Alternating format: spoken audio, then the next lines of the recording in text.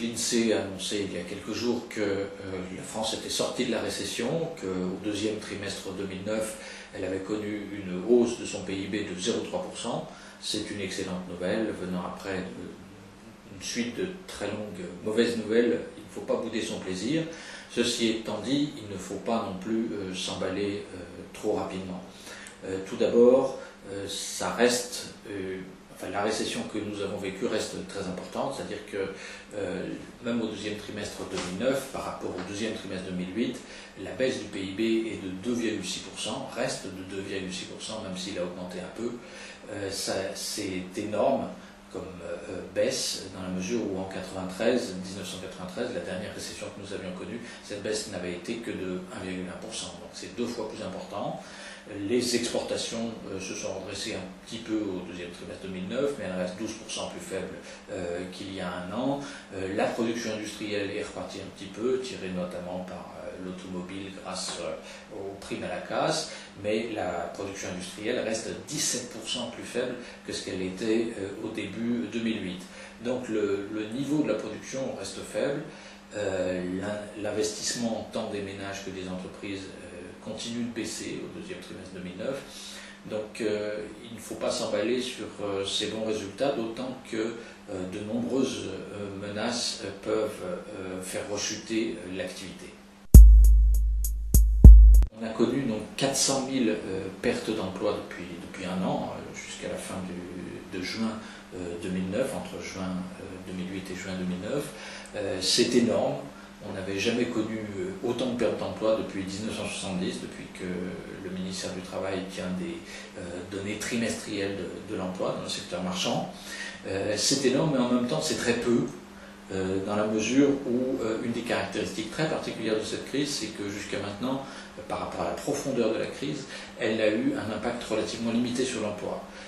Malheureusement, il y a tout lieu de penser que ce n'est que partie remise, c'est-à-dire que ça se traduit notamment par un recul très important de la productivité du travail, donc de la quantité de richesse qui est produite par chaque salarié, et ça c'est quelque chose qui ne peut pas durer, ne va pas durer.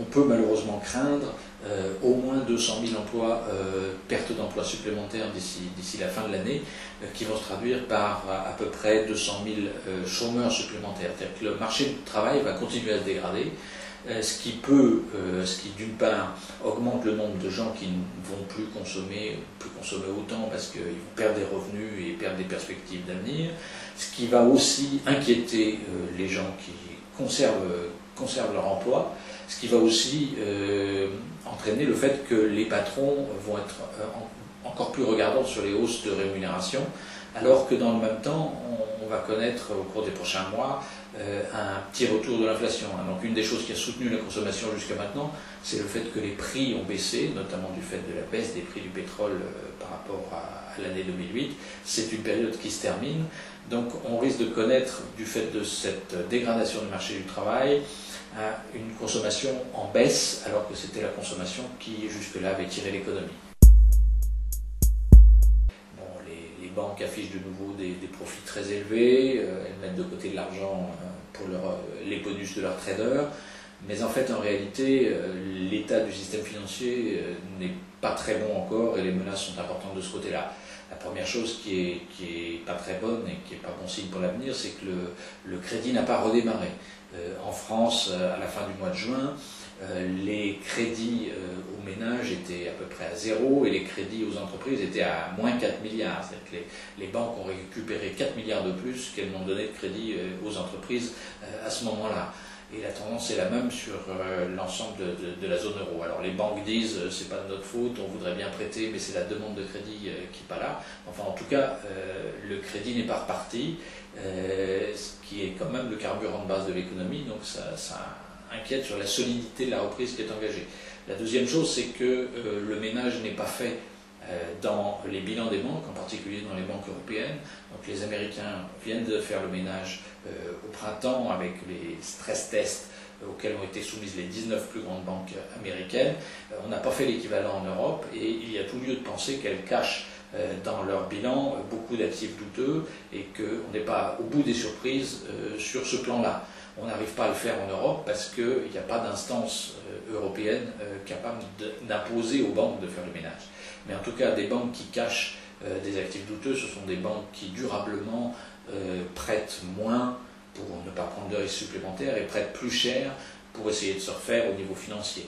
Et donc, beaucoup de gens craignent que, parce qu'elle n'a pas fait le ménage dans ces banques, l'Europe soit engagée dans la voie du Japon, qui, après la crise des années 90, ne s'en était pas remis parce que le gouvernement japonais n'avait pas fait le ménage dans les banques japonaises.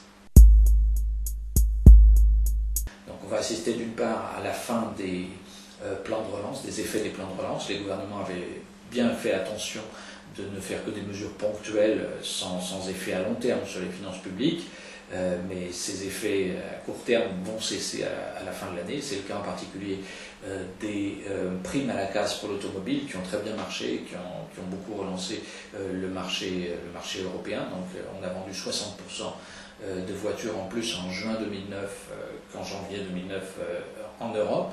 Donc ça a bien marché, mais ça va s'arrêter. Le deuxième élément, c'est que les gouvernements risquent d'être amenés à resserrer la vis budgétaire trop vite et trop fort l'an prochain. Donc le gouvernement espagnol, le gouvernement anglais vont être obligés d'arrêter d'alimenter aussi largement leurs économies, hein, ils sont au bout de leurs réserves, tandis que le gouvernement allemand, en particulier le nouveau gouvernement allemand qui sera élu en septembre prochain, risque d'être tenté de serrer la vis très fort. Le gouvernement français, on ne sait pas bien ce qu'il veut faire. Là, pour l'instant, il donne des signaux contradictoires. Donc, il a transmis, il annonce des prévisions de déficit budgétaire de 5,5% en 2012, alors que Bruxelles lui demande d'être en dessous de 3%. Mais en même temps, les prévisions pour le budget 2010 sur l'état du budget de l'État sont très restrictives. Donc, apparemment, il ne sait pas bien ce qu'il veut faire, mais en tout cas, au niveau européen, il y a un risque très fort que l'austérité budgétaire soit trop forte dès l'année prochaine.